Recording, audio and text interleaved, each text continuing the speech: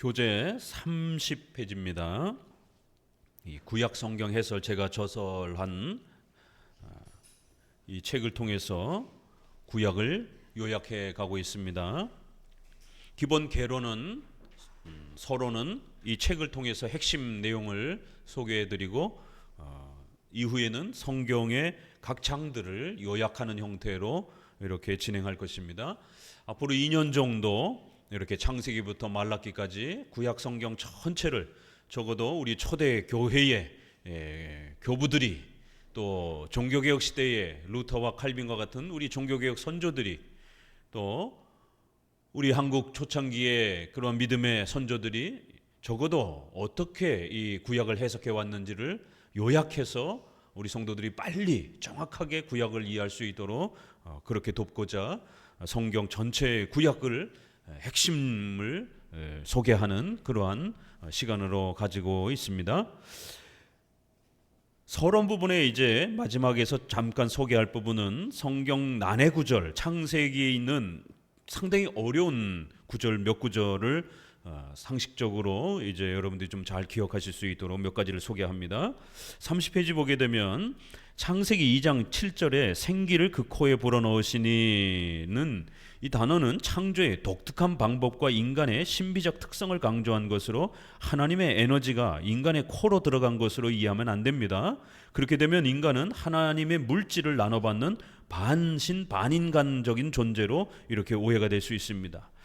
구약이 어렵다라는 게 바로 구약에는 이런 많은 비유적이고 또 어떤 상징적이고 또 어떤 많은 역사적 사건 또 어떤 인물들 이러한 또 많은 내용들이 이렇게 섞여 있기 때문에 이런 부분들을 잘 이렇게 앞뒤를 살펴가면서 또 신약과 연결을 해서 핵심 내용, 핵심 주제, 핵심 교리를 잘 찾아내셔야 됩니다.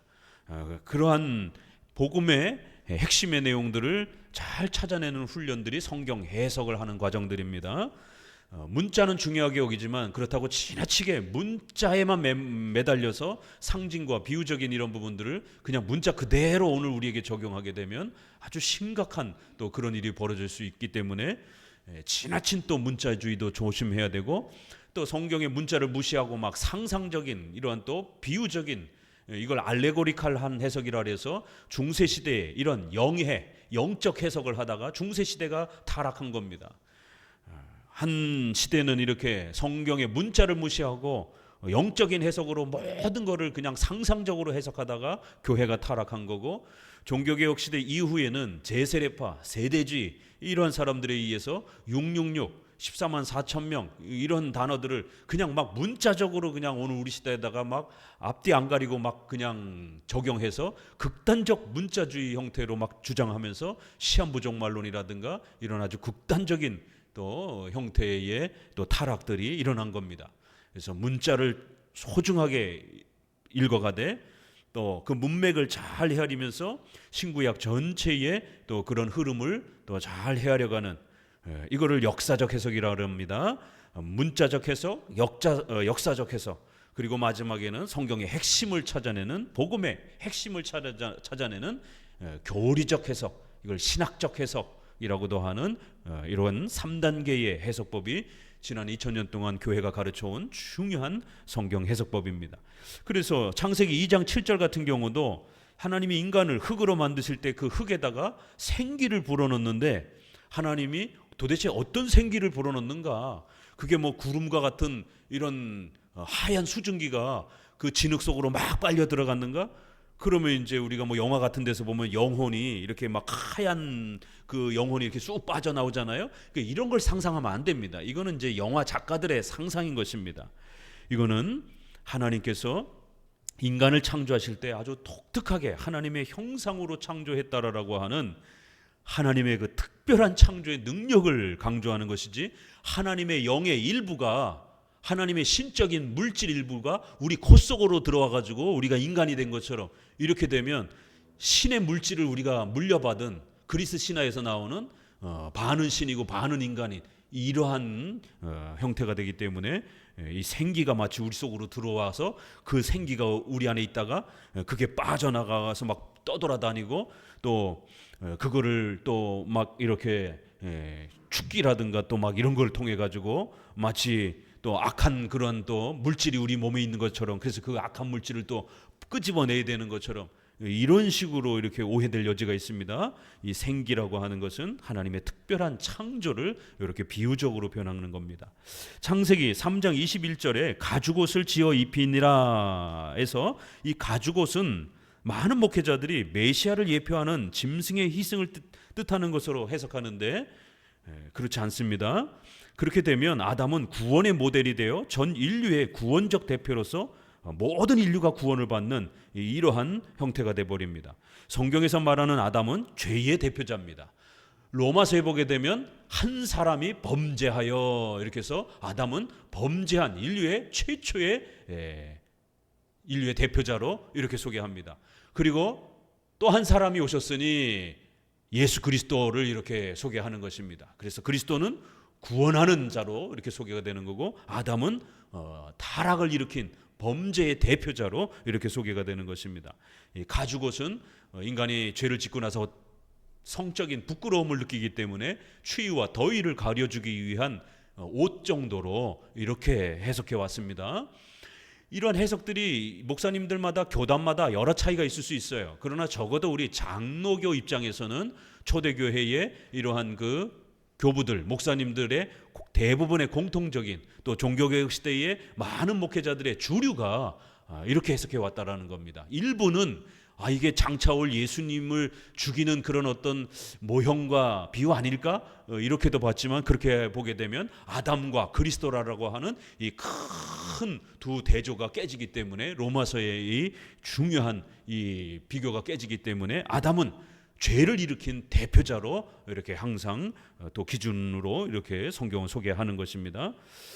창세기 6장 3절, 그들의 날은 120년이 되리라. 그래서 여기 120년은 인간의 수명을 말하는 것이 아니라 노아의 홍수까지 회개의 기간으로 주신 120년을 의미합니다. 노아의 나이 500세의 부름을 받고 600세쯤에 홍수가 임합니다.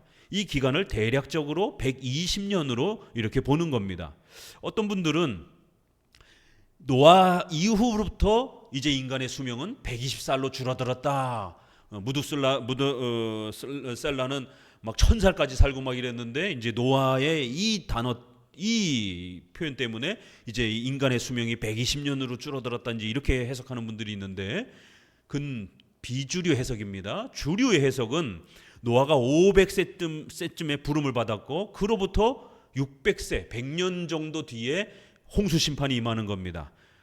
구약은 이 숫자가 정확하지가 않습니다. 이 아라비아 숫자가 발달이 된 거는 이제 신약 시대에 와서 한참 뒤입니다. 그러니까 구약의 수천 년 전에, 한참 오래 전에는 이게 뭉뚱그려서 이렇게 숫자를 표현합니다. 그래서 이렇게 100년, 120년 이렇게 뭉뚱그려서 표현하는, 인간으로 하여금 홍수 심판 전까지 회개하도록 하나님이 남겨놓으신 그러한 시간을 말합니다.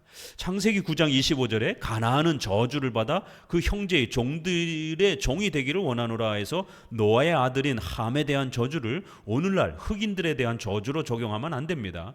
함과 가나안이 아프리카로 이동하였으며 그 후손이 바로 흑인들이라고 하는 단편적인 이해는 옳지 않습니다.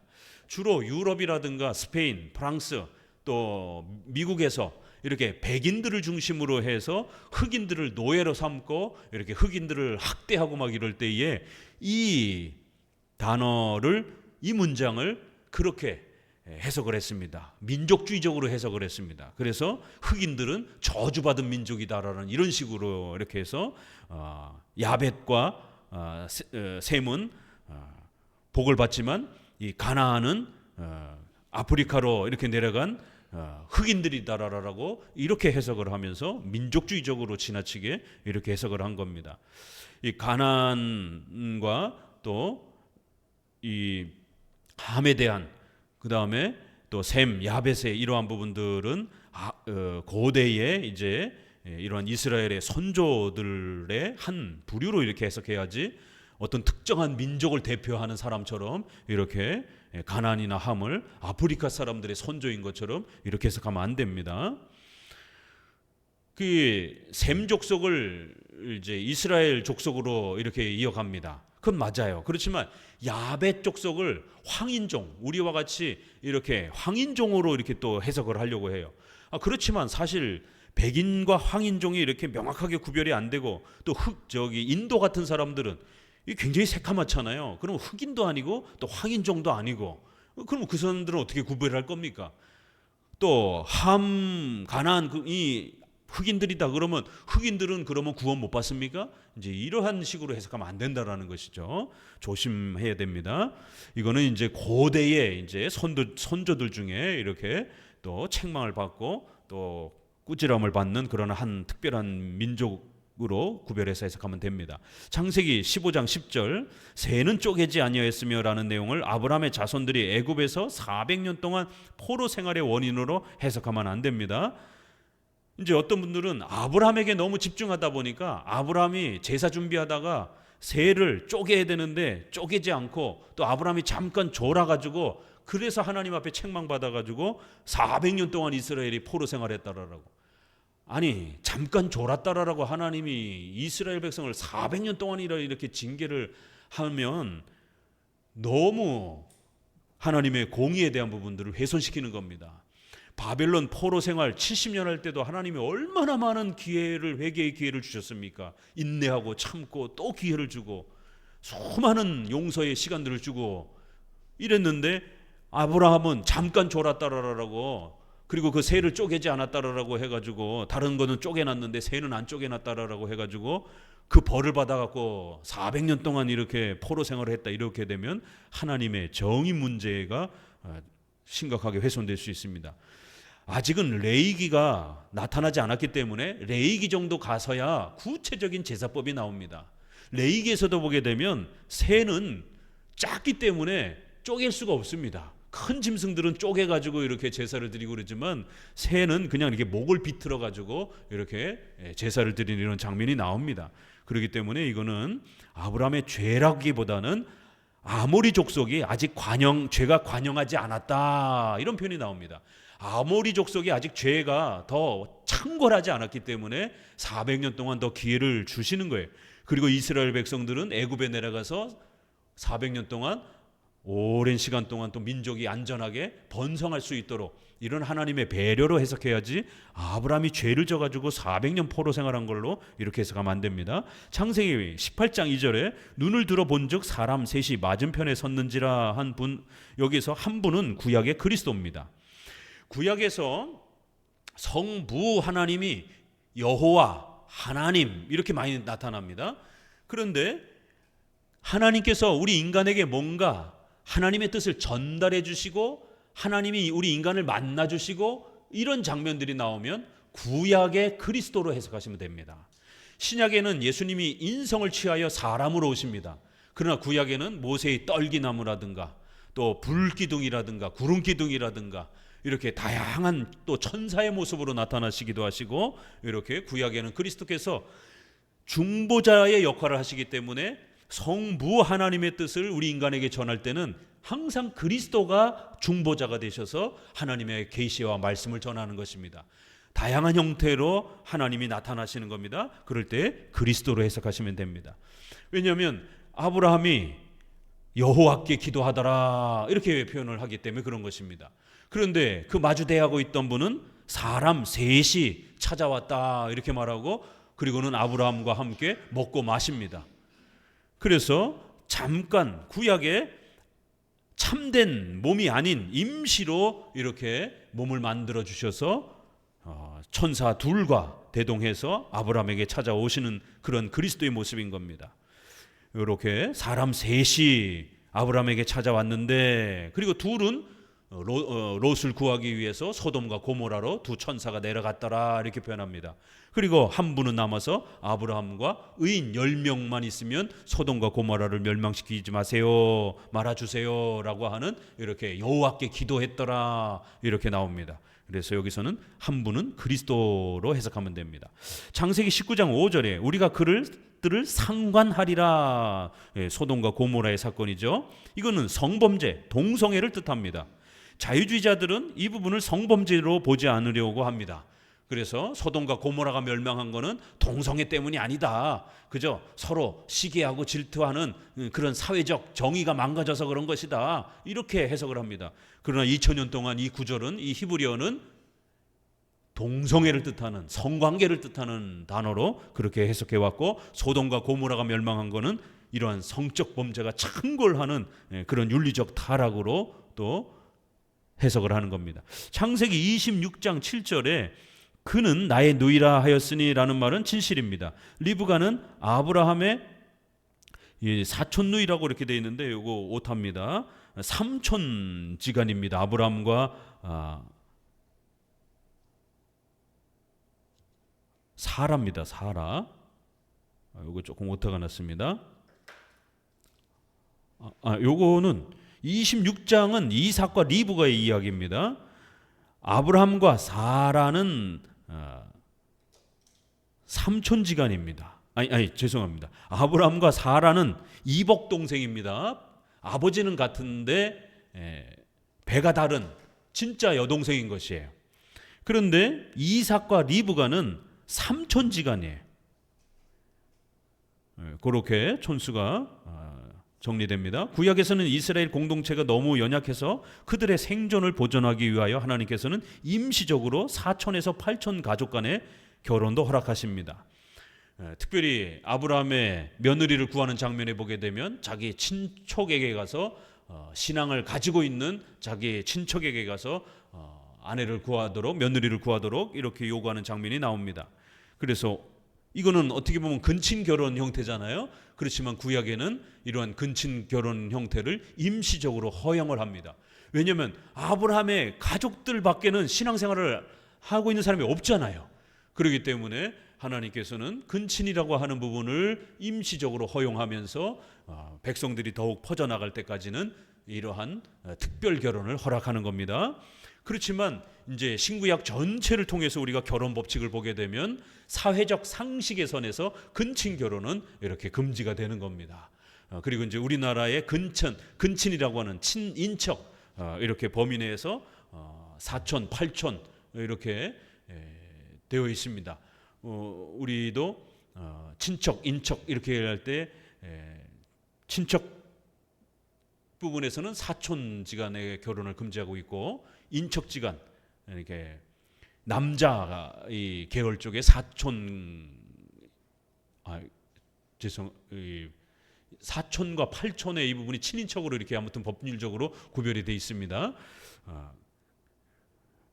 이거는 시대마다 이렇게 구별이 돼 있고 또 그 형편에 따라 달라요. 옛날에는 이제 우리가 사촌, 팔촌 요 부분도 더 엄격하게 이제 이렇게 하기도 했는데, 최근에는 그 뭐라 그러죠? 씨가 같은 거 이렇게 김씨끼리, 이씨끼리 이렇게 요 부분도 많이 이렇게 좀 허용을 해주잖아요. 그래서 그런 상식적인 부분에서 국가법을 우리가 또 존중하기도 하고, 또 성경에서는 근친 결혼에 대한 또 이제 이런 부분들이 신약으로 갈수록 점점 또 이렇게 제한되는 이제 이런 형태입니다. 그러나 구약에서는 이렇게 이복 동생이라든가 삼촌지간이라든가 또 모세의 이러한 또 어머니를 보게 되면, 아버지하고 어머니를 보게 되면 고모 지간이에요.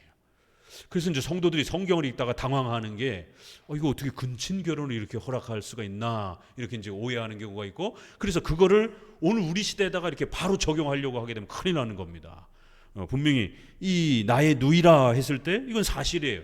그렇지만 누이였지만 이제는 아내가 됐는데 결국 살아남기 위해서 거짓말을 하는 이제 이런 부분들이 성경에서 이제 아브라함과 또 이삭이 이제 책망을 받는 이제 이런 장면이 나옵니다. 그러나 이 결혼 자체는 하나님이 허락해 주시는, 그래서 구약에는 이러한 부분들이 임시적으로 허락돼 있다라는 겁니다. 창세기 30장 38절, 그 껍질을 벗긴 가지를 양떼가 와서 먹는 개천의 물구유에 세워 양떼에 향하게 하며 그 떼가 물을 먹으러 올 때에 새끼를 베니라는 야곱의 행위는 인간적인 생각이 아니라 그 죄의 재산을 늘려주기 위한 특별한 하나님의 계시를 받은 것으로 우리가 이렇게 해석을 합니다. 삼촌이 자꾸만 재산을 빼돌리고 야곱에게 재산을 안 주니까 야곱이 나무 껍데기를 이렇게 벗겨가지고 좋은 튼실한 이 양들이 와서 새끼를 교미를 하려고 하게 되면 물 먹는 데다가 그 껍질을 벗긴 나무 가지를 띄워놓는 거예요. 그랬더니만 알록달록한 것들이 튼실한 게 이렇게 새끼를 낳게 됩니다. 그리고 색깔이 없는 이 흰색이나 검은색 이렇게 돼 있는 것들은 삼촌 거라고 했으니까 그것들이 올 때는 이제 가지를 두지 않는 겁니다. 근데 이거를 문자 그대로 해석해서 이게 튼실한 이 소라든가 돼지라든가 이런 걸 얻으려면 껍질을 벗겨가지고 이렇게 놓으면은 뭐가 튼실한 가축이 생기나 이렇게 적용하면 이거 큰일 납니다. 이거는 야곱의 재산을 불리기 위한 하나님의 특별한 배려로, 아니 생각해 보세요. 그 껍질을 이렇게 봤다고 짐승이 좋은 새끼를 베겠습니까? 그냥 하나님이 도와준 거죠. 다만 이제 이러한 수단을 사용한 거는 야곱에게 믿음을 더해 주시기 위해서 이것이 아주 특별한 하나님의 배려라는 것을 이러한 하나의 사건을 통해서 하나님이 아브라함에게 또 위로하시면서 하나님이 도와주셨다라는 것을 특별하게 가르치는 겁니다. 이거를 막 성도들이 오늘날 같은 기적을 경험하기 위해서 막 따라하고 그러면 안 되는 겁니다. 창세기 42장 16절 너희 중 하나를 보내어 너희 아우를 데려오게 하고 너희는 갇혀 있으라. 이게 이제 요셉이 형들을 시험하는 이제 장면인데, 많은 분들이 이제 여기서도 아니 왜 요셉이 거짓말을 할까? 자기가 형제라는 걸 왜 안 밝힐까? 요셉이 이렇게 막 거짓말을 해도 되는가? 신자들은 거짓말하면 안 되는데, 이렇게 이제 보게 되면 요셉이 이거 뭔가 잘못한 거 아닌가? 이렇게 이제 성경을 우리가 읽다 보면 우리의 상식과 좀 어긋나는 그런 어떤 사건들, 그건 아주 특별하게 하나님이 임시적으로 허락해 주는 그런 사건들이 있고요.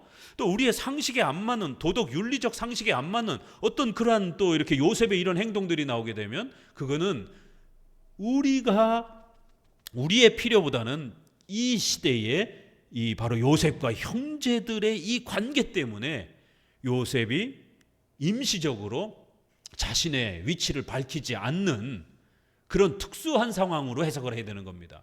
왜냐하면 형제들이 요셉을 팔아넘겼잖아요. 그러니까 요셉의 입장에서는 이 형들이 여전히 요셉에게 그 잃어버린 동생을 어떻게 생각하는가, 형제들끼리 여전히 싸움박질하고 있는가, 이걸 살펴볼 필요가 있단 말이에요. 그렇기 때문에 요셉은 아직 자기의 신분을 속이면서 감춘 거를 드러내지 않으면서 좀 더 형들이 어떻게 행동하는가를 신중하게 이렇게 지켜보려고 하는 것입니다. 이거를 우리 성도들이 여러분의 어떤 형편에다가 또 바로바로 이렇게 적용을 해서 나도 거짓말해도 돼, 이런 식으로 또 적용하면 안 된다라는 겁니다. 이렇게 성경 해석하는 게 이렇게 쉽지 않은 것입니다. 이러한 상황은 요셉과 그 형들 사이에 있는 아주 특수한 그 상황을 잘 우리가 고려해 가면서 왜 요셉이 이렇게 자신의 신분을 드러내지 않고 거짓말과 같은 그러한 또 이러한 행동들을 할 수밖에 없었는가. 이거는 그 시대에 요셉을 팔아먹은 이렇게 아주 엄청난 죄를 형들이 범죄했기 때문에 거기에 대해서 형들이 회개하고 깨닫고 돌이키고 형제들 사이의 그 관계를 돈독히 할 수 있는 그러한 테스트를 하고 있는 겁니다. 그런 과정을 고려해 줘야 되는 겁니다. 그리고 이 테스트를 통해서 그들의 마음의 진실성을 확인했고, 더 나아가 야곱과 가족을 애굽으로 이주시키기 위한 목적도 있었던 겁니다. 창세기 50장 25절 너희는 여기서 내 해골을 메고 올라가겠다 하라는 요셉의 유언은 가나안 땅에 대한 언약적 책임을 나타냅니다. 구약은 땅에 대한 의식법이 존재했기 때문에 많은 선조들은 죽어서라도 가나안 땅에 묻히고 무덤을 소유하는 것을 언약에 참여하는 것으로 이해했지만 신약에서는 중단됐습니다.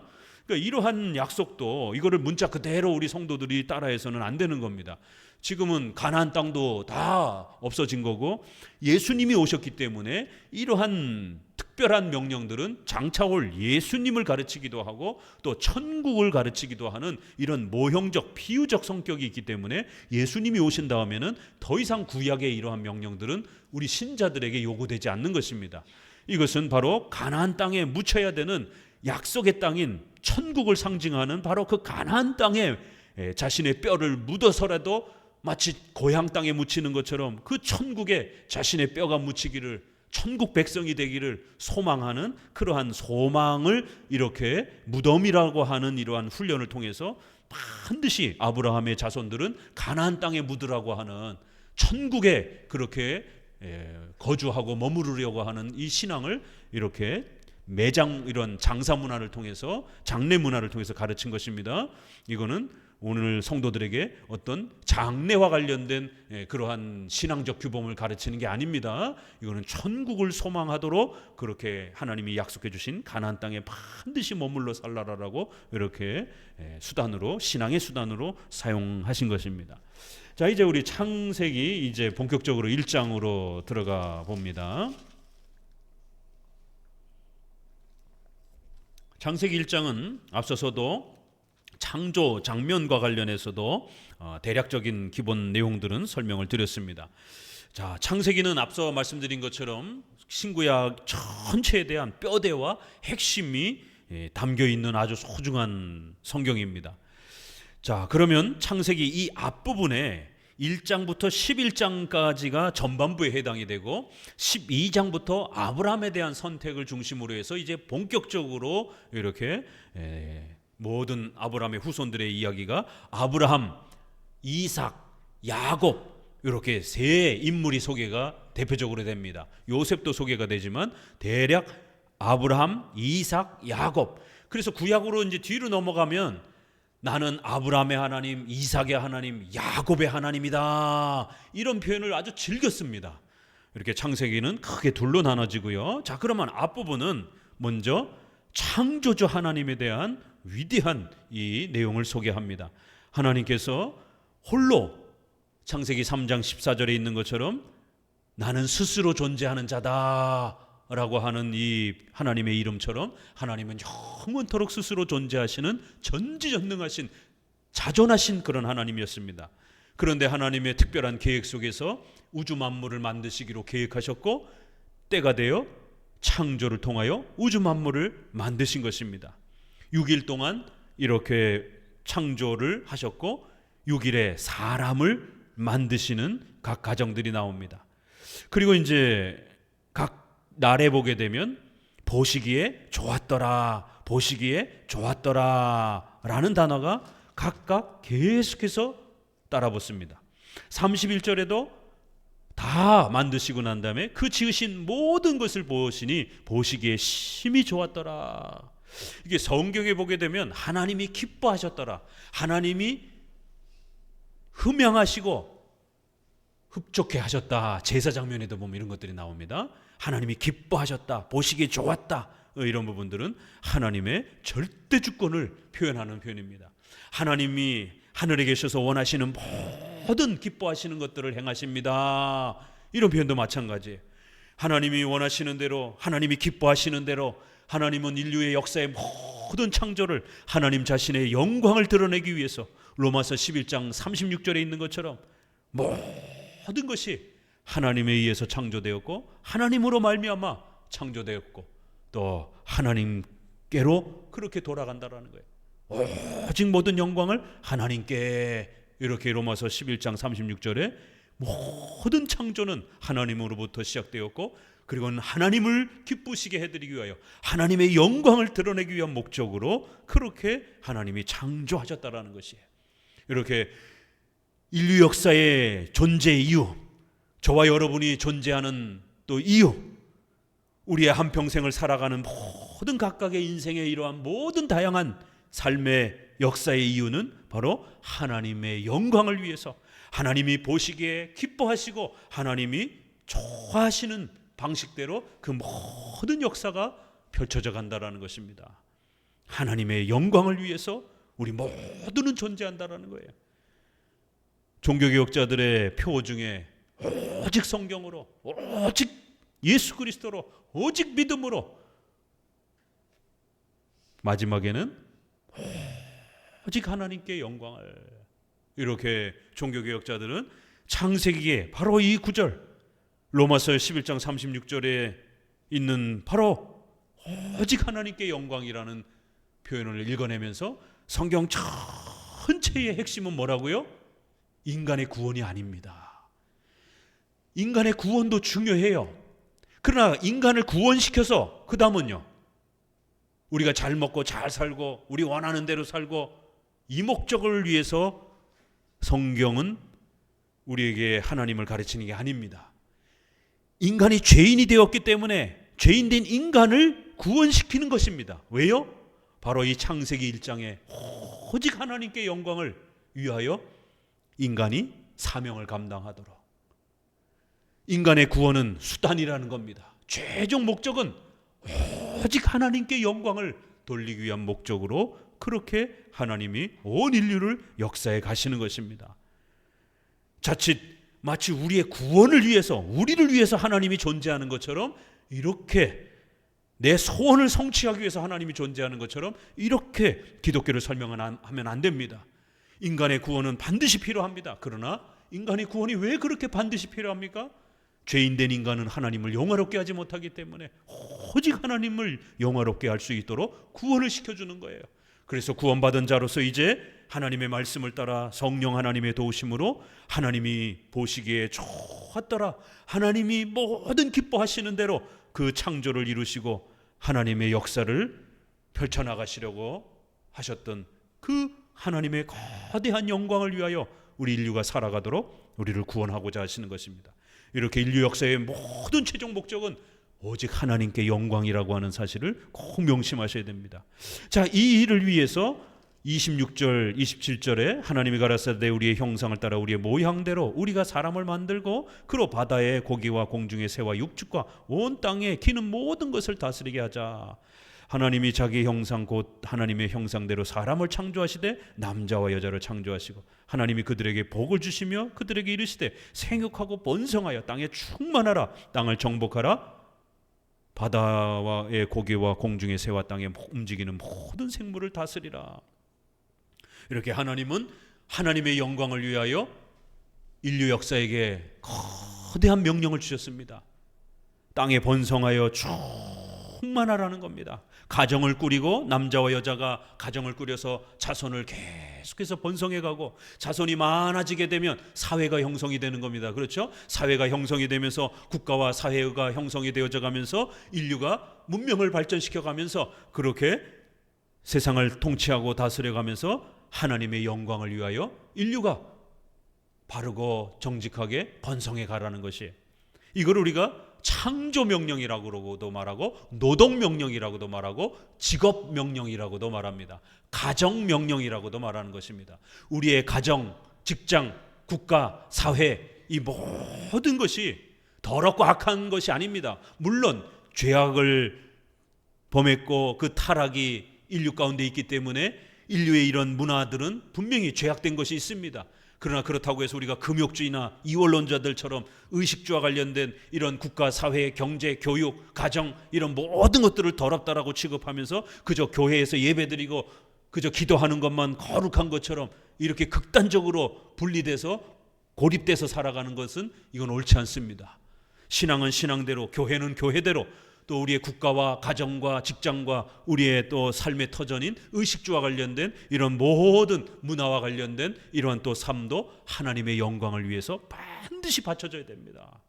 그래서 교회에서 바르게 예배드리고 말씀 듣고 그 힘으로 여러분의 가정을 변화시키고 직장을 변화시키고 국가 사회를 건강하고 바르게 만들어가는 이러한 국가와 교회가 균형을 이루는, 신앙과 노동이 균형을 이루는 거대한 창조 명령이 주어졌다라는 것을 명심하셔야 됩니다.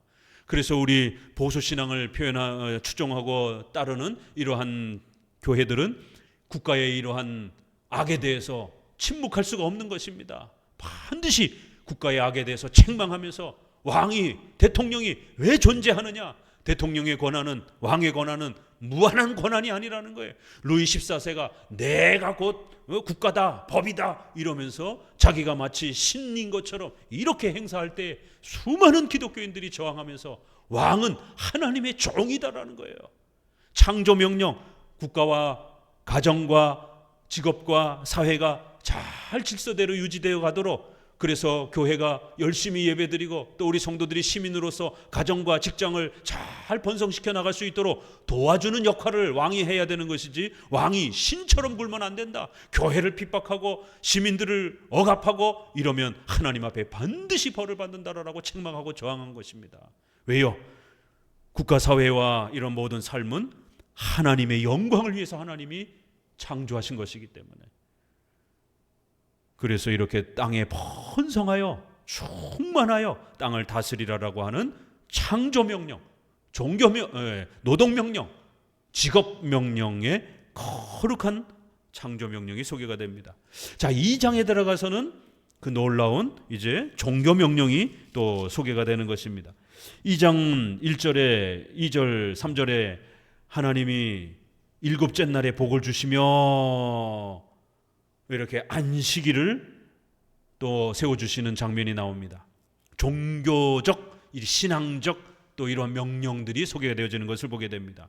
그래서 반드시 인간은 하루를 쉬면서 하나님을 예배하고 하나님을 찬송하고 신앙의 이러한 부분들을 잘 유지하고 세워가도록 안식일을 구별하여 복 주시기 위해서 그렇게 또 창조의 위대한 역사를 펼치시는 것입니다. 인간에게 주어진 커다란 복이 뭐라고요? 바로 안식일을, 예배하는 날을 구별할 줄 아는 것. 이게 인간에게, 인류에게 주어진 어마어마한 복이라는 겁니다. 그리고는 이제 16절 17절에 선악과를 만들고 이제 17절에 선악을 알게 하는 나무의 실과를 먹지 말라. 내가 먹는 날에는 정녕 죽으리라. 이렇게 하나님께서 선악과라라고 하는 나무의 실과를 먹지 못하도록 그렇게 금지하시면서 모든 것은 먹을 수 있지만 이것은 금지된 거라는 거예요. 하나님이 금지시킨 겁니다. 그러면 하나님의 명령을 지켜야 되는 거예요. 오직 하나님의 말씀을 지키며 살으라는 거예요. 그러면서 안식일을 구별하여 하나님을 예배하면서 이렇게 신앙을 유지하며 살아가는 것, 신앙명령, 종교명령이라고도 이렇게 표현합니다. 이렇게 창세기 1장 2장은 하나님의 영광을 위하여 하나님께서 인류를 창조하시고 아담과 하와를 인류의 대표자로 그들에게 이렇게 선악을 알게 하는 이러한 나무를 먹지 말라라고 하는 최초의 하나님과의 약속을 맺는 겁니다. 이걸 우리가 행위 언약, 행위 약속 이렇게도 표현을 합니다. 아담의 순종을 조건으로 하나님의 복을 약속해 주신 그러한 언약이기 때문에 행위 언약이라고도 이렇게 표현을 합니다. 1장에서는 직업소명과 관련된 이러한 창조의 이러한 노동명령을 우리에게 소개하고 2장에서는 종교와 신앙과 관련된 오직 말씀을 지키며 순종하면서 안식일을 구별하여 예배드리면서 이렇게 하나님을 바라보면서 살아가라는 것입니다. 이것이 하나님이 인류에게 주신 소중한 복이다. 이렇게 1, 2장은 거대한 하나님의 창조 계획의 목적과 또 뜻이, 질서가 소개가 되고 있는 것입니다. 이 일을 위해서 하나님이 이렇게 아담과 하와를 창조하셔서 가정을 꾸리고 그들이 이제 벗었지만 전혀 부끄러움을 한치도 느끼지 아니하고 어떤 죄도 들어있지 않는 아주 깨끗하고 의롭고 거룩한 상태의 모습으로 이렇게 가정을 세워가는 최초의 거룩한 에덴 동산의 장면이 이렇게 소개가 되는 겁니다. 행위 언약이라고 하는 이 소중한 종교 약속, 종교 명령, 신앙 명령, 우리의 가정과 국가, 직업, 우리의 모든 삶을 잘 하나님의 영광을 위해서 꾸려가라라고 하는 이러한 또 창조 명령 두 개를 꼭 기억하셔야 됩니다. 이제 3장에 가서는 이게 깨지는 게 바로 죄가 되는 겁니다. 죄란 어디 숨어 있다가 무슨 백설공주처럼 독사과를 먹어가지고 그 독이 우리 몸에 퍼져가지고 그 독을 토해내야 되고 독을 막 죽기를 하면서 막 때려가면서 독을 막 그 물질을 끄집어내야 되는 악한 귀신을 쫓아내야 되는 이런 물질적인 게 죄가 아닙니다. 이제 최초의 죄의 개념도 정확하게 소개가 됩니다. 바로 그것은 행위 언약, 하나님과 약속했던 최초의 그 약속을 깨트리는 거예요. 죄란 도덕적인 개념입니다. 인격적인 개념이에요. 저와 여러분이 약속을 했어요. 자, 우리 이번 주 주일날 우리 예배 끝나고 우리 회의합시다. 약속을 했어요. 그런데 여러분 오지를 않았어요. 자, 그러면 약속이 깨진 겁니다. 그러면 저는 약속을 깬 사람에 대해서 실망을 하게 되고 그 사람에 대해서 신뢰감을 갖지 않게 되는, 저 사람은 사람 됨됨이가 안 됐구나. 어떻게 이렇게 약속을 했는데 이렇게 약속을 우습게 여기고 깰 수가 있지? 인격 관계가, 서로의 신뢰 관계가 금이 가고 파괴가 되고 깨지는 거예요. 이런 도덕적 관계가 깨지는 겁니다. 오늘날 많은 분들이 이 죄를 제대로 설명하지 못해서 죄를 마치 악한 천사를 끄집어내는 것처럼, 마치 무슨 독이 우리 몸속에 들어있는 것처럼, 그 독을 빼내야 되는 것처럼, 그러다 보니까 자꾸 굶으려고 그러는 거예요. 금식 기도를 많이 하면 마치 영이 깨끗해지는 것처럼 밥을 먹는 거를 죄악시하고, 우리가 의식주와 관련된 우리의 삶을 누리는 거를 이렇게 죄악시하고 매일 기도원에서만 가서 살려고 하고, 가정 돌보지 않고 국가에 대해서 책임을 회피하고 이런 교육을 등한시하고, 이런 고립주의를 기독교처럼 이해하는 분들이 많이 계십니다. 왜요? 죄를 끊어내기 위해서. 고린도전서에 형제들과 어떻게 지내야 될 것인가를 소개할 때에 세상 사람들을 이렇게 사귀는 부분에 있어서 조심하라라고 그랬더니만 사람들하고 완전히 동떨어져 살려고 하는 이런 오해를 한 거예요. 그래서 바울이 책망을 하면서, 어떻게 내가 세상의 이 악을 조심하라는 말을 어떻게 그렇게 이해할 수가 있느냐. 그러면은 우리가 산속에 들어가서 살아야 된다. 세상 사람들 만나지 말아야죠. 그러면 죄를 짓고 싶지 않으면 저 산속에 들어가서 그냥 혼자 있어야죠. 그래도 죄를 짓습니다. 왜요? 죄는 우리 마음속에서 악한 시기, 질투, 미움, 도덕적인 이러한 부분들로부터 시작이 되기 때문에 그런 거예요. 죄의 개념을 어떤 물질적인 개념으로 지나치게 이렇게 생각하면 안 됩니다. 물론 우리가 사람을 때리고 폭력하고 어떤 우리의 어떤 행동과 이런 부분들로 열매가 맺는 부분이 있어요. 그러나 그거는 죄의 열매들입니다. 이제 죄의 근본적인 정의는 하나님과의 약속을 깨트린 거예요. 하나님과의 약속이 깨지니까 더더욱 신과의 약속이기 때문에 이 약속을 지키면 영생의 복이 주어지고, 약속을 깨면 영원한 지옥의 형벌을 받고 하나님과 원수지간이 되어지는, 의가 깨어지는 이러한 조건이 붙었기 때문에 이제 약속이 깨지면서 원죄가 발생이 되었고, 그 원죄란 첫 번째 죄, 이런 개념입니다. 그래서 오리지널 신 이렇게도 표현하고, 첫 번째 죄, 근원적인 죄라고도 이렇게 표현하고, 원죄라고도 표현하는 겁니다. 그 원죄로부터 시기, 질투, 미움, 폭행, 살인, 수많은 죄의 열매들이 나오는 겁니다. 그래서 우리가 전도할 때 시기, 질투, 미움, 살인 이런 거를 책망하는 게 아니라, 그것도 물론 책망해야 되지만 그건 우리 신자들도 죽을 때까지 연약함 속에서 또 범죄하기도 하는 겁니다.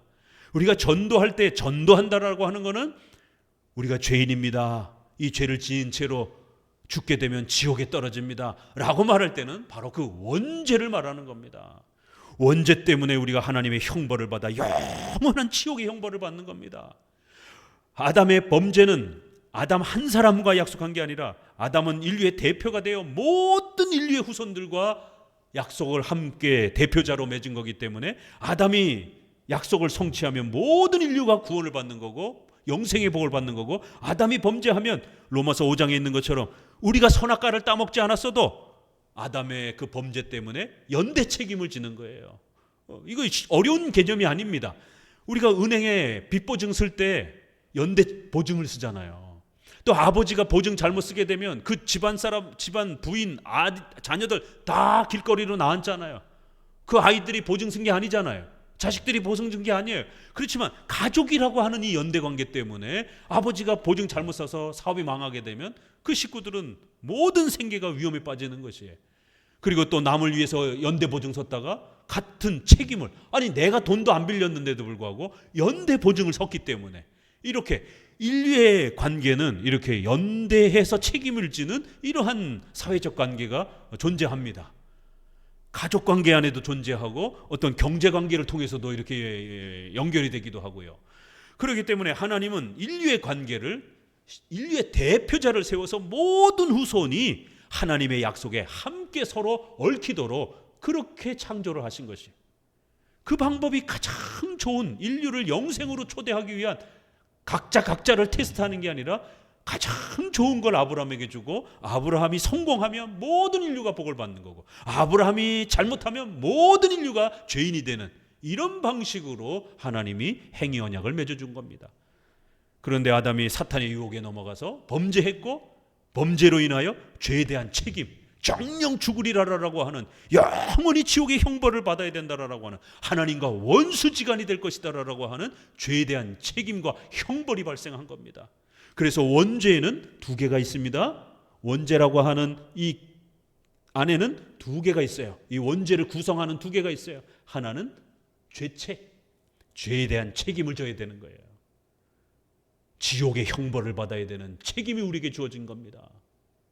그거를 우리가 원죄라고 말하는 거예요. 시기, 질투, 미움, 이런 거는 죄의 열매입니다. 죄의 책임이 있고 그 죄에 대한 책임을 가진 자로서 인류는 실제적으로 부패하게 되는 거예요. 더럽고 오염되어지는 겁니다. 그래서 죄책, 부패, 이렇게 두 개가 원죄 안에 담겨 있는 내용인 겁니다. 우리가 하나님 앞에 죄인입니다 라고 말할 때는 원죄와 자범죄를 모두 포함하는 겁니다. 그렇지만 근원적으로는 원죄를 말하는 거예요. 로마서에서도 모든 인류가 죄인이 되었다, 한 사람도 하나님을 찾지 않더라, 그럴 때 죄인이 되었다라고 말할 때 그 죄는 시기, 질투, 미움, 이런 죄의 열매를 말하는 것보다는 원죄를 말하는 겁니다.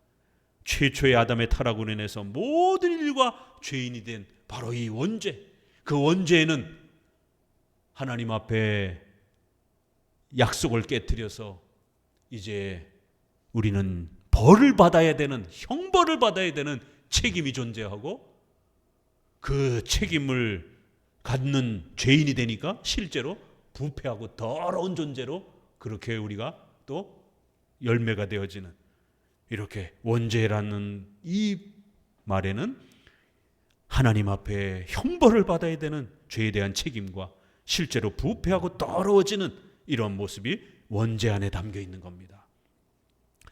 그리고는 그 원죄 때문에 수많은 생활죄, 자범죄라고도 하는 많은 죄들이 나오는 거예요.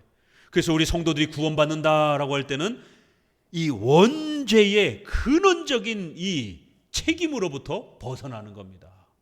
그러니까 구원이라는 개념이 이 3장을 통해서 정확하게 설명되지 않으면 성도들이 자꾸 구원받는 것을 착각을 하는 거예요. 목사님, 제가 구원받았나요? 저는 아무런 마음에 어떤 이상한 경험도 없는데요. 어떤 저성도는 뭐 하나님을 봤다고 그러고 뭐 이상한 체험을 했다고 그러고 그러는데 저는 아무것도 없습니다. 그러면 예수님을 믿습니까? 예수님이 여러분의 구주라고 믿습니까? 여러분이 하나님 앞에 범죄한 죄인이라는 것을 믿습니까? 저는 그건 다 믿습니다. 그런데 저 김지사처럼 저는 체험이 없습니다. 체험은 없어도 괜찮아요. 성경에서 말하는 바로 이 죄, 원죄를 나도 물려받았다라는 것을, 내가 죄인이라는 것을, 이제 죽게 되면 영원히 지옥의 형벌을 받을 죄인이라는 것을 받아들이고 인정하면 되는 거예요. 그 죄를 위해서 예수님이 대신 나 대신 죽으시고 부활하셨다라는 것을, 예수님의 희생을 통하여 우리가 죄사함 받고 의롭게 된다라는 것을 믿으면 되는 거예요. 이렇게 구원에 대한 부분도 물질적인 부분이 아니라 인격적인, 도덕적인 부분입니다. 이 3장을 잘 이해해야 됩니다. 이거 잘못 틀어지게 되면 기독교 전체가 기복주의가 되어버립니다. 번영주의가 됩니다. 구원받은 거를 부자가 되는 걸로 이렇게 생각을 합니다. 기독교의 구원을 남북 통일을 하는 이런 사회정의, 인권, 평등을 펼치는 것처럼 이렇게 그러면서 열심히 북한 왔다 갔다 하는 그러한 그 자유주의 목사들, 이거를 구원이라 생각하는 거예요. 사회 독재로부터 사회 정의를 이루는 거를, 이거를 구원이라 생각하는 겁니다. 또 신비체험, 막 이상한 체험을 하고 막 까무러치고 막 이상한 소리하고 이거를 구원으로 생각하는 거예요. 그래서 기독교가 망가지는 겁니다. 죄의 개념이 정확해야 이제 뒤에 나오게 될 구원의 개념이 정확해지는 겁니다. 자, 죄란 3장에 있는 것처럼 사탄이 나타나서 아담과 하와를 꼬십니다. 동산 중앙에 있는 나무의 실과 모든 나무들을 먹지 말라고 하더냐 이렇게 묻습니다. 그러자 3절에 동산 중앙에 있는 나무의 실과는 하나님의 말씀에 너희는 먹지도 말고 만지지도 말라 너희가 죽을까 하노라. 다 먹지 말라고 했느냐? 이렇게 아주 슬쩍, 분명히 하나님은 90% 이상 다 먹으라고 그랬어요. 그렇지만 하나는 못 먹게 한 겁니다. 그런데 사탄은 말씀을 살짝 이렇게 말씀을 비트는 겁니다. 항상 동산의 모든 것을 먹지 말게 했느냐? 하나님 너무하신 거 아니냐? 슬쩍 이렇게 말씀을 비트는 겁니다. 그러자 여성도 이 하와는 바르게 대답하면 되는데 먹지 말라라고만 말하면 됐는데 만지지도 말라 이렇게 말씀을 비튼 겁니다. 자, 여러분 생각해 보세요. 하나님이 먹지 말라 그랬으면 먹지 않으면 되는 거예요. 그러면 쳐다도 보지 말고 만진 건 어떡할 거예요?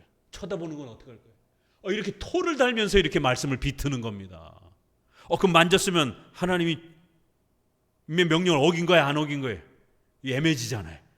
이런 식으로 말씀을 하와도 사탄에게 마음을 빼앗겨서 사탄이 말씀을 비튼 거를 그렇게 또 비틀어서 마치 하나님이 부당하게 하와와 아담에게 대우한 것처럼 이렇게 말씀을 비튼 겁니다. 그러자 4절에 뱀이 여자에게 이르되 너희가 결코 죽지 않으리라. 그러니까 한 걸음 더 나아가서 하나님의 말씀을 완전히 망가뜨리는, 항상 사탄은 이런 식으로 다가옵니다. 이단이 왜 이단입니까? 끝이 다르다라는 거예요. 이단이라는 그 표현이요, 한문으로 비슷해 보이지만 정통 기독교하고 다르다라는 거예요. 하나님, 예수님 이런 단어들 다 씁니다. 구원, 죄 이런 단어 다 써요.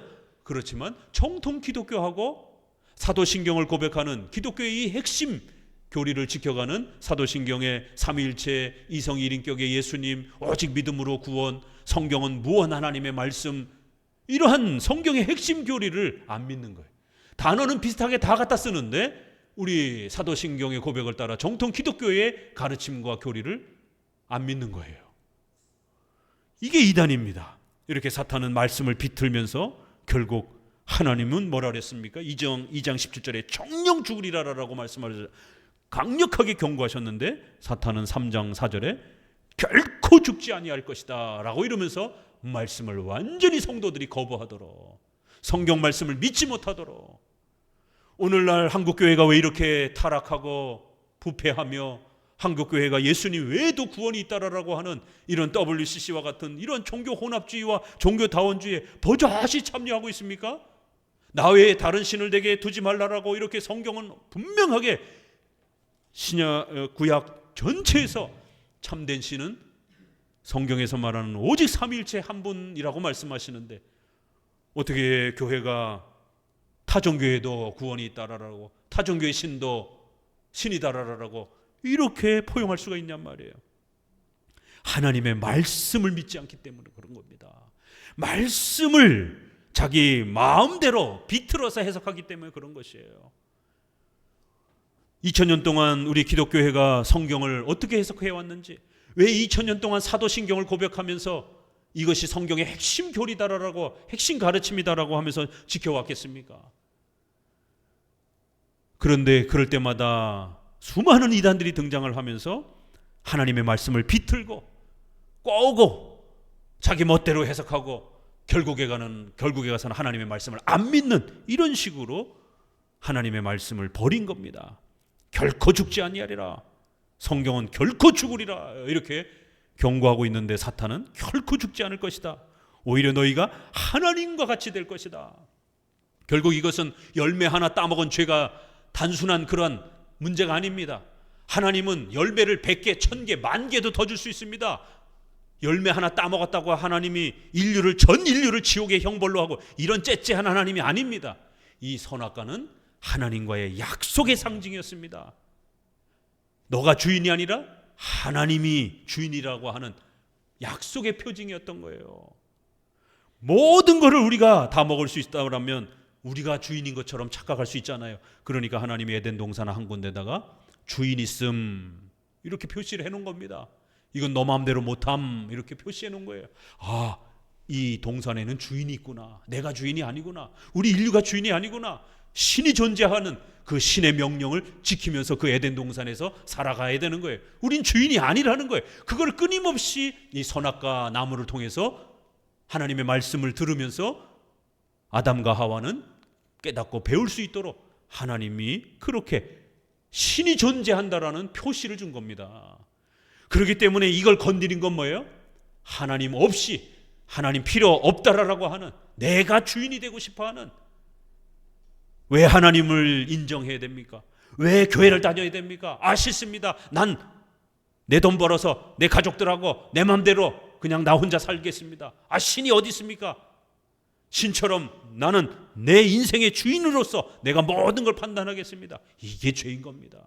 하나님과 같이 되어 선악을 알 줄 하나님이 아심이라.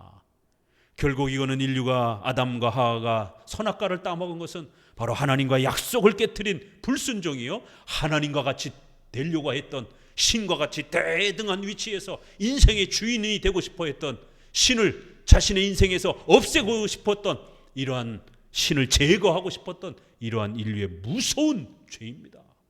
그래서 하나님은 인류를, 아담과 하와 전체를 지옥의 형벌에 대한 책임을 지도록 하신 것입니다. 결국 아담과 하와는 범죄했고 하나님과의 그 행위 언약, 선악과 언약이 깨지면서 도덕적 인격관계가 파괴가 되면서 하나님과 원수지간이 된 거예요. 바뀐 건 아무것도 없습니다. 에덴 동산이 갑자기 무슨 시궁창으로 바뀐 것도 아니에요. 똑같은 자연 만물은 형태이지만 하나님과 우리 인류 관계가 완전히 원수 관계가 된 거예요. 의가 파괴가 된 겁니다. 그 의가 거룩함이 있어야 하나님을 바라보고 예배도 하고 이럴 수 있는데, 죄가 들어오니까 하나님이 싫은 겁니다. 하나님과 원수지간이 된 거예요. 하나님의 말씀이 듣기 싫습니다. 설교가 듣기 싫습니다. 하나님과 원수지간이 되고 의가 파괴되어 영원히 지옥의 형벌을 받으며 살아가야 되는, 벌을 받는 책임을 갖게 된 겁니다. 원죄가 발생이 된 거예요. 그 원죄라는 말은 바로 선악과 행위 언약을 깨뜨렸기 때문에 영원히 지옥의 형벌을 받아야 될 책임을 짊어지게 된 겁니다. 책임이 있으니까 어때요? 연대보증에서 책임을 잘못 지니까 어때요? 가난하게 되잖아요. 길거리로 나앉잖아요. 식구들하고 이제는 밥도 제대로 못 먹고 지하에 단칸방에서 살아야 되잖아요, 실제적으로. 자, 은행 서류는 책임이에요. 연대보증 책임 서류예요. 은행에서 돈 다 뺏어가니까 길거리로 나앉게 되는 겁니다. 그렇게 이해하시면 되는 겁니다. 원죄에 두 가지가 있습니다. 하나는 하나님과 약속을 한 그 법적인 관계가 깨진 거예요. 하나님께서 하나님의 형상으로 창조해서 하나님과의 좋은 관계 속에서 에덴 동산에 살도록 그 모든 법적인 이 의로움을 하나님이 세워주셨는데 그게 깨진 겁니다. 그래서 하나님이 너는 죄인이다 라고 하나님이 책임을 아담에게 돌린 겁니다. 아담은 이제 죄인이 된 거예요. 법적인 신분이 죄인이 된 거예요. 책임을 지게 된 거예요. 법적 서류가 죄인이 된 겁니다. 그러고 나니까 이제부터 생각하는 것 모든 것이 부패와 더러움과 오염으로 차고 넘치는 거예요. 실제 열매들이 나타나는 겁니다. 그래서 죄는 법정적 선언인 겁니다. 영원히 지옥의 형벌을 받아야 된다라고 하는 죄인의 신분이 먼저 된 거예요. 책임이 우리에게 주어졌으니까. 그리고 이제 여러분 죽으면, 죄인 된 상태에서 죽으면 지옥에 살아야 되는 겁니다. 부패와 더러움의 상태에 빠지게 되는 거예요, 진짜로. 그러니까 죄인 된 신분이 먼저고 그 결과는 따라오는 겁니다. 자, 구원은 예수님을 통해서 이제 3장 15절 보니까 내가 너로 여자와 원수가 되게 하고 너의 후손도 여자의 후손과 원수가 되게 하리니 여자의 후손은 내 머리를 상하게 할 것이요 너는 그의 발꿈치를 상하게 할 것이라 하시고. 자, 이제 죄를 범한 아담과 하와는 자기의 힘으로 절대로 하나님께 나올 수도 없고 말씀에 순종할 수도 없고 영원히 지옥의 형벌을 받아야 되는 무능력한 상태가 됐어요. 인간의 스스로의 힘으로는 아무것도 할 수가 없습니다. 그래서 하나님께서는 아담의 후손 가운데 이제 여자의 후손을 하나님이 보내실 것이다, 이렇게 표현을 합니다. 그리고 사탄과 악의 무리도 그의 후손이 있게 될 거다, 이렇게 표현을 합니다. 이 창세기 15장은 최초의 복음입니다. 장차 예수 그리스도께서 오셔서 사탄의 머리를 완전히 깨트려 버리고 우리를 사탄의 속박에서부터, 죄의 그 형벌에서부터, 더러움에서부터 우리를 자유케 해주시고 구원해 주실 것이다 라고 하는 최초의 복음이에요. 너로 여자와 원수가 되게 할 것이다. 너의 후손과 여자의 후손이 전쟁을 치를 거라는 거예요.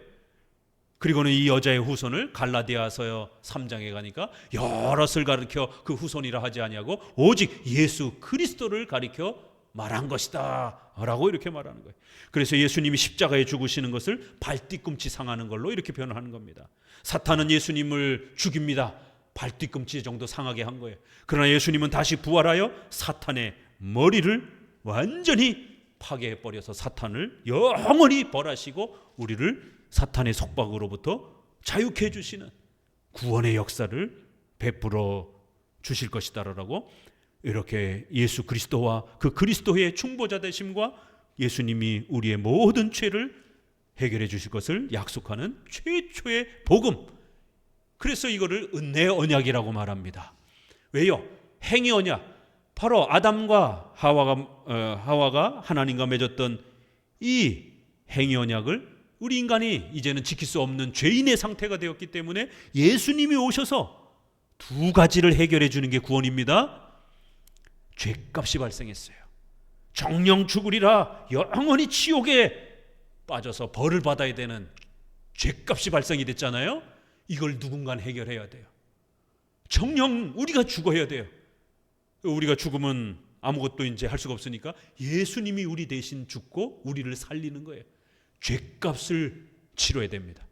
구원이란 반드시 죄값을 치러야 되는 겁니다. 정령 죽으리라고 하는 이 하나님의 선악과 약속에서 발생이 된 겁니다.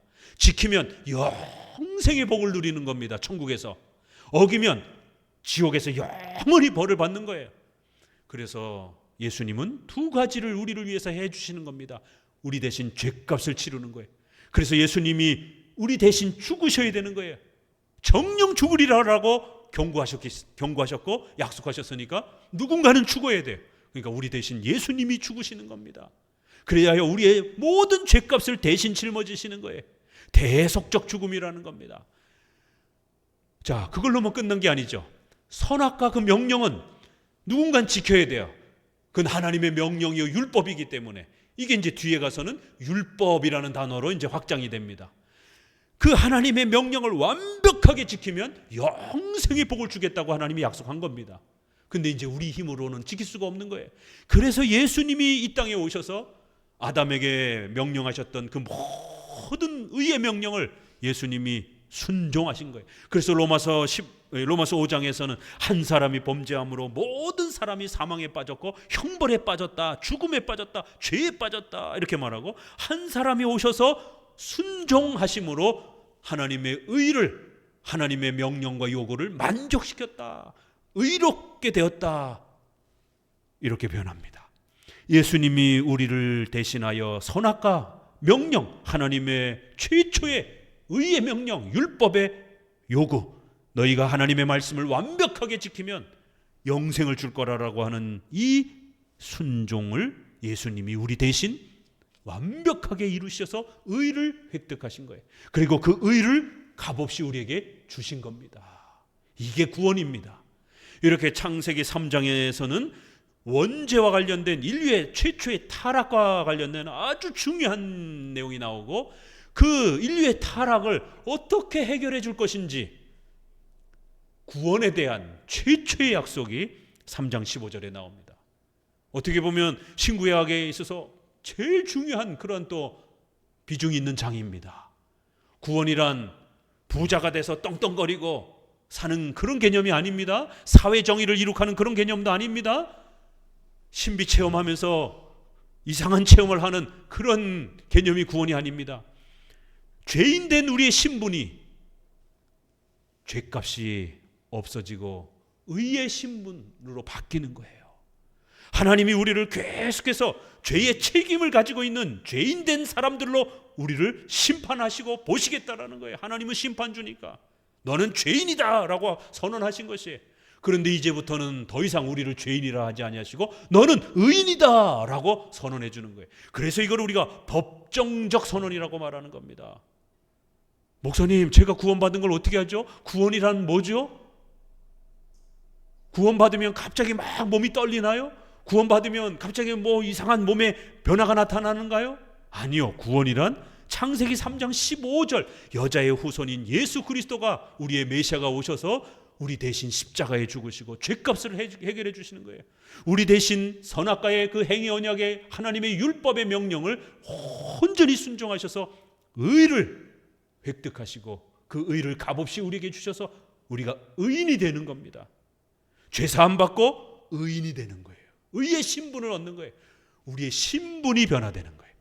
그래서 우리가 중생 받고 의롭게 되어있는 칭의 하나님의 자녀가 되는 이런 엄청난 은혜를 얻어도요, 팔다리 몸 하나 변하는 게 아무것도 없어요. 외향적으로는 변화되는 게 아무것도 없습니다. 갑자기 구원받았다라고 해서 중생됐다라고 해서 거듭났다라고 해서 팔다리가 바뀌고 막 몸이 배연형이 되고 우리가 막 천사가 된 것처럼 막 저 하늘 꼭대기 영안이 눌려서 다 들여다보고 막 귀가 막 이상한 소리가 열려서 막 하늘의 음성이 막 들리고 이런 게 아닙니다. 그런 어떤 육체적 변화를 말하는 게 아니에요. 거듭난다, 중생, 칭의, 의롭게 여겨진다, 하나님의 자녀가 되는 권세를 얻는다, 죄사함 받는다. 이게 다 구원과 관련된 단어들이에요. 이거 다 어려운 단어들입니다. 이게 뭘 말하는 겁니까? 우리의 신분이 바뀌는 거예요. 하나님이 우리를 죄인으로, 심판자로 무섭게 우리의 신분을 그렇게 여기신 겁니다. 그러자 이제는 예수님을 믿는 사람들은 더 이상 죄인으로 보지 않겠다라는 거예요. 죄사함을 받은 의인으로 하나님이 보시겠다라는 거예요. 심판자시기 때문에 너는 이제 죄인이 아니고 너는 감옥에서 나가도 돼. 너는 모든 형량을 채웠어. 너는 자유인이야. 판사가 사인을 딱 해줘야 그 서류를 가지고 교도소에서 교도소 원장이 풀어주는 겁니다. 그렇죠? 신원조회 했는데 여전히 범죄자로 나와요. 그럼 감옥 가는 겁니다. 이 구원 개념은 이 재판장, 교도소, 감옥 이런 개념, 법정적 개념을 생각하면 쉽습니다. 판사가 사인을 해줘야 됩니다. 판사가 사인 안 해주면 절대로 감옥에서 못 나옵니다. 우선적으로는 우리의 법적인 신분이 바뀌어야 돼요. 그게 칭의, 중생, 하나님의 자녀, 이렇게 우리가 하나님 앞에 죄사함 받고 의로운 자가 되어 하나님의 자녀가 되는 신분이 바뀐 것이지 몸이 바뀐 게 아니에요. 그 신분이 바뀌니까 이제 실제적으로 이 성도들이 말도 바뀌어지게 되고 성화, 거룩하게 바뀌는 거예요. 옛날에는 많이 싸우기도 하고 시기 질투 미워하기도 하고 이랬던 사람이 어느 순간 온화해지기 시작하는 거예요. 점잖해지기 시작하는 거예요. 인격적으로도 훌륭해지기 시작하는 거예요. 이렇게 거룩함이 열매가 이제 실제적으로 나타나는 거예요. 감옥에서 나오는 거예요. 저 지옥의 감옥의 형벌에서 나오니까 의로운 자로서 하나님의 자녀로서 귀한 삶의 열매들이 나타나는 겁니다. 이게 기독교입니다. 절대로 이 기독교를 망가뜨리면 안 됩니다. 죄사함 받고 하나님의 자녀가 되어 영생을 누리는 것, 이게 기독교입니다. 창세기 3장은 바로 이 위대한 기독교를 원죄의 개념과 구원의 개념 정확하게 설명하고 있는 겁니다. 이제 이 부분이 성경 전체를 통해서 상세하게 소개가 되는 거예요. 여기서는 이제 기본적 개념만 이렇게 잡아주는 것입니다.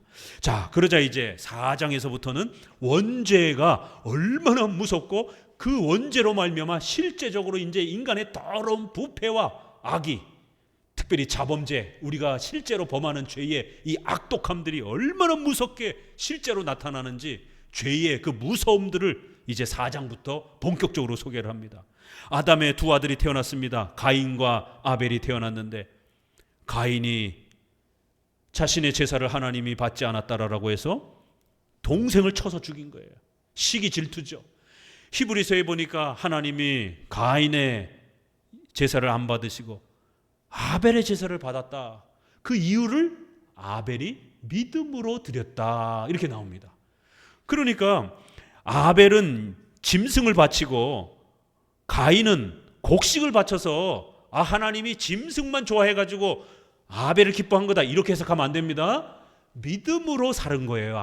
아벨은 아담 앞에 아버지니까 행위 언약이 뭔지, 창세기 3장 15절에 은혜 언약이 뭔지, 장차 우리의 후손이 오실 것이다, 메시아가 올 것이다, 우리를 위한 중보자가 올 것이다, 그 중보자를 꼭 기다리면서 살아야 된다, 하나님의 말씀에 순종하면서 살아야 된다, 우리가 말씀에 불순종했다가 어떤 일이 벌어졌는지 아느냐, 자식에게 얼마나 얘기했겠습니까? 신앙교육을 했겠죠.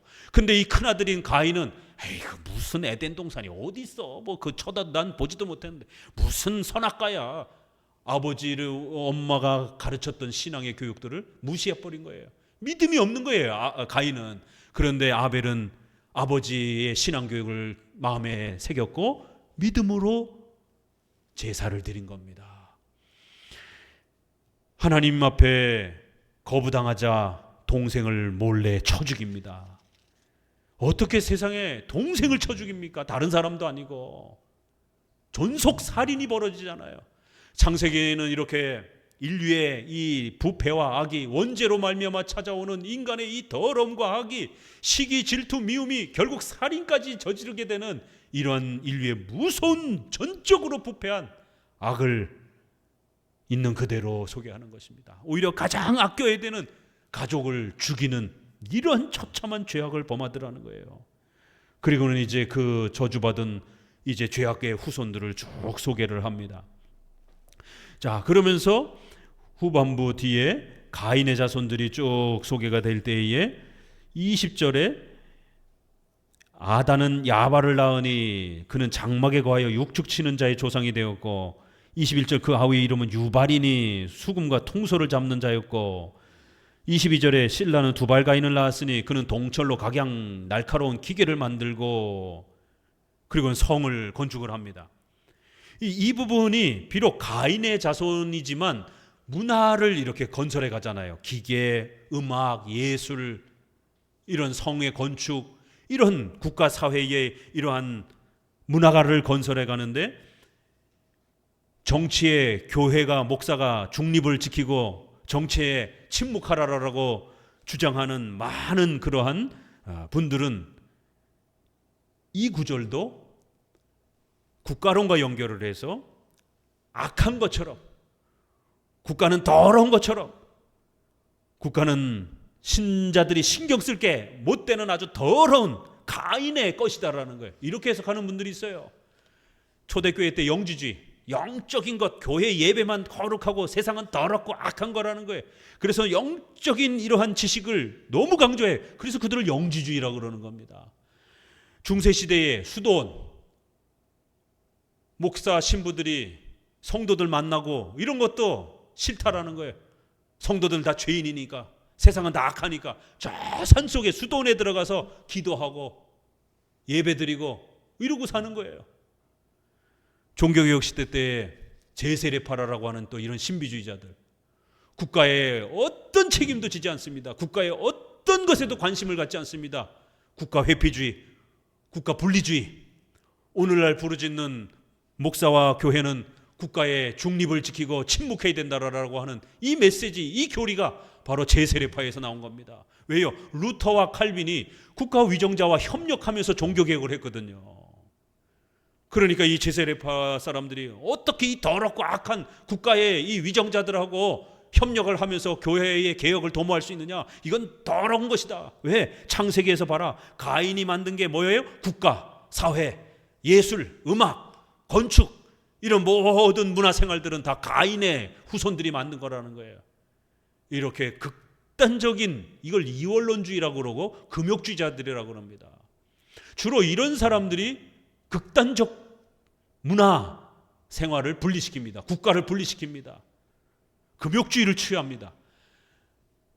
그리고 또 한 부류는 자유주의, 사회정의, 인권, 정의, 평등 이런 거를 부르짖는 소위 성경을 믿지 않고 예수님의 신성을 믿지 않는 이런 자유주의자들, 예수님을 도덕 선생님으로, 윤리 선생님으로, 사회를 개혁하는 이러한 선생님으로 주장하는 자유주의자들, 이런 자유주의자들이 주로 보수 교회를, 정통 교회를 욕할 때에 국가에 침묵하라라고, 정치에 침묵하라라고 이러면서 자기들은 정치의 최전선에 몸을 담고 활동을 하면서 그렇게 보수 교회를 향해서 국가의 일을 관여하지 말라라고, 세상에 관여하지 말라라고 이렇게 주장할 때 또 이 구절을 사용하기도 합니다. 그렇지만 적어도 2000년 동안 우리 정통 기독교는 비록 가인이 만든 거지만 하나님께서 이들에게 지혜를 주셔서 인류가 살아갈 수 있도록, 만약 이런 건축 기술과 국가와 도시와 이런 걸 만들지 않았으면 도적대들이 창궐해가지고 인류는 전멸했을 것입니다. 만약 하나님이 수금과 통소를, 음악을 안 주셨으면 사람들이 다 미쳤을 거예요. 이 땅에 문화와 예술이 없다라면 여러분 밥만 먹고 삽니까? 왜 하나님이 우리에게 음악을 주셨겠습니까? 음악을 통해서 우리의 마음에 심신이 안정이 되기도 하고, 음악을 통해서 치료가 되기도 하고, 5월 6월 이렇게 산과 들로 좀 나가서 구경도 좀 하시기 바랍니다. 하나님이 왜 이 땅에 그 아름다운 꽃 하나도 아니고 수만 가지의 꽃들을 만들어 주셨겠습니까? 차라리 쌀, 나무, 열매들만 잔뜩 주셔가지고 우리가 생존하도록 열심히 먹으면 될 것 아니에요. 근데 과실도 있지만 꽃도 있잖아요. 꽃이 악한 겁니까? 꽃을 보면서 마음의 위로도 받고, 꽃의 향기를 통해서 우리가 또 심신의 안정을 취하기도 하고, 이렇게 하나님은 문화와 예술을 통해서 또 이런 꽃과 이런 아름다운 미, 그런 아름다움을 통해서 우리가 옷도 이렇게 입기도 하고, 미를 또 이렇게 아름다움을 또 이렇게 발전시켜 가잖아요. 이건 비록 가인의 후손들이 이렇게 발전시켜 갔지만 인류에게 하나님이 이런 지혜를 주신 겁니다. 그래서 우리가 국가, 직장, 가정, 학교, 우리의 이런 문화생활들을 정통 기독교는 절대로 죄악시하지 않는 겁니다. 우리의 이런 문화와 관련된 모든 생활들을 신자로서 책임감 있게 또 잘 우리가 또 시민으로서, 신자로서 하나님의 영광을 위하여 창조 명령을 또 책임감 있게 실천해 가야 되는 것이지, 국가라고 해서 침묵하고 어느 부분이라고 해서 경제는 또 더러운 것이니까 또 침묵하고, 그럼 크리스찬들은 다 가난하게 살아야 됩니까? 그러면 이렇게 도시가 발달하고 성이 발달하고 국가 질서가 발전하면서 도적대들로부터 인류가 생명을 보존받고, 이렇게 음악이라든가 이런 다양한 이런 부분들이 발전되면서 또 우리의 심신이 더 안정을 취하고, 또 이렇게 집도 마련되고 육축을 치는 가축도 마련하고, 그러면서 식량도 또 이렇게 잘 또 보존해 갈 수 있는 이러한 국가 사회의 이런 모든 경제 활동의 이러한 문화 활동들은 하나님의 은혜라는 창조 명령을 이루어가라라고 하는 거룩한 하나님의 문화 명령, 창조 명령이라는 사실을 명심하셔야 됩니다. 비록 그 속에는 분명히 죄된 것도 있어요. 인간이기 때문에 우상 숭배하는 그런 악한 문화들이 있습니다. 그러나 그거는 잘 걸러내면 되는 거예요. 우리가 살아가는 삶의 터전을 그냥 무조건 다 악하다라고 이렇게 취급하는 게 아닙니다. 하나님은 악인들을 다 죽인 게 아니라, 가인은 이 정도 죄를 범했으면 바로 죽어야 돼요. 그런데도 가인을 죽지 않도록 하나님이 살려주시잖아요. 그러면서 그 가인의 생활을 안정시켜 주시는 이런, 또 가인이 회개할 수 있도록 이런 길을 펼쳐가시는 것입니다. 자, 그러면서 이제 다시 한번 지금까지의 역사를 정리합니다.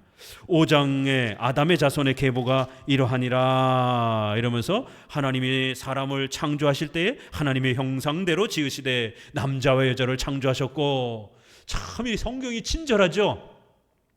잊어버리셨을까봐, 4장까지 오는데 흐름을 잊어버리셨을까봐 요약 지금까지 했던 모든 내용을 요약해 주는 거예요. 하나님이 창조 명령을 주셨다라는 거예요. 남자와 여자 평등하게, 구원에 있어서는 평등한 겁니다. 인격에 있어서는 평등한 거예요. 그러나 남녀가 하나의 사회를 형성해 가기 때문에 남자에게 가장으로서의 권위를 허락해 주신 것입니다. 그리고 여성에게는 아이를 낳을 수 있는 이런 또 특별한 또 혜택을 주신 겁니다. 남자에게는 힘과 근력이 있어서 노동을 통해서 가정을 먹여 살릴 수 있도록 또 이러한 또 봉사의 힘을 준 겁니다. 이렇게 남자와 여자는 분명히 차이가 있어요. 우리가 함부로 차별을 하면 안 되지만 차이까지 무시하면 안 됩니다. 여자의 차이가 있는 겁니다. 여자에게 힘든 일을 시키고 무거운 이러한 노동을 시키고 이러면 안 되는 겁니다. 남자에게 애를 낳으라고 하면 안 되는 겁니다. 그건 할 수 없는 겁니다. 이렇게 어린아이, 노년의 어른들, 남녀의 분명히 차이가 존재하는 거예요. 하나님은 창조를 통하여 그 차이를 구별해 주신 겁니다. 그러나 인격에 있어서는, 구원에 있어서는 남녀가 차이가 없어요. 똑같습니다. 남자라고 해서 더 구원받고 여자라고 해서 덜 구원받고 이러는 게 아닙니다. 남자나 여자나 하나님의 형상으로 똑같이 창조되어서 돕는 배필로서 또 그리고 똑같이 예수님 믿으면 하나님의 자녀가 되는 겁니다. 하나님은 이렇게 놀랍게 남자와 여자를 창조하시고 그들에게 종교 명령, 하나님의 말씀에 순종하며 살라라고 하는 또 명령을 이렇게 주셨다라는 것이. 그런데 인류는 죄를 지었다라는 거예요. 그래서 5장에 나오니까 드디어 4절에 5절 같이 한번 읽어봅니다. 그가 930세를 향수하고 죽었더라. 8절 그가 912세를 향수하고 죽었더라. 11절 그가 905세를 향수하고 죽었더라. 이렇게 5장은 죽었더라 죽었더라 죽었더라 죽었더라. 비록 1000년 가까이 살았지만 인류는 정말 죽더라는 거예요. 하나님과 원수가 되어서 이미 에덴 동산에서 쫓겨났습니다. 이게 정령 죽으리라고 하는 이 죽음에 인류가 처한 가장 무서운 죽음이라는 게 도대체 뭘까? 하나님은 살아있는 아담에게 정령 죽으리라고 책망하고 경고했습니다. 아담은 죽음이라는 게 뭔지 모릅니다. 에덴 동산에서 하나님과 원수가 되어 쫓겨나는 게 첫 번째 죽음이에요. 우리의 의가 깨어져서 하나님과 더 이상 가까이 교제할 수가 없는 거예요. 하나님과 교제할 수 없는 상태, 원수가 된 상태, 첫 번째 죽음의 본질입니다. 두 번째 죽음의 본질은 뭐예요? 인류는 육체가 죽더라는 거예요. 세 번째 죽음의 본질은 뭐예요? 영원히 지옥의 형벌을 받더라는 겁니다. 이렇게 5장은 다시 한번 지금까지 있었던 소중한 창조, 타락, 구원에 대한 내용이 요약이 돼서 나옵니다. 29절 같이 읽어봅니다. 이름을 노아라 하여 가로되 여호와께서 땅을 저주하심으로 수고로이 일하는 우리를 이 아들이 안위하리라 하였더라. 드디어 노아가 등장이 됩니다. 노아를 통하여 하나님께서 인류를 구원해 주시는 놀라운 또 모습을 보여주실 것이다라는 거예요. 땅이 저주를 받았다라는 거예요. 저주라는 단어가 나옵니다. 안위라는 단어, 구원이라는 단어예요. 위로라는 단어예요. 성경은 이렇게 아주 정확하게 기독교가 무엇인지, 기독교란 아담이 범죄하여 전 인류가 저주받은 상태, 정죄받은 상태, 하나님의 진노를 받은 상태, 영원한 지옥의 형벌을 받은 상태, 이게 죄입니다. 원죄. 바로 이 원죄로부터 장차올 여자의 후손인 메시아를 통하여 우리가 위로, 아니 구원을 얻게 될 것이다라는 거예요. 이게 기독교입니다. 창세기 다 끝났어요. 성경 다 끝났습니다. 이게 성경 전체의 핵심인 겁니다. 그리고 이제 본격적으로 또 설명해 가는 겁니다. 기도합니다.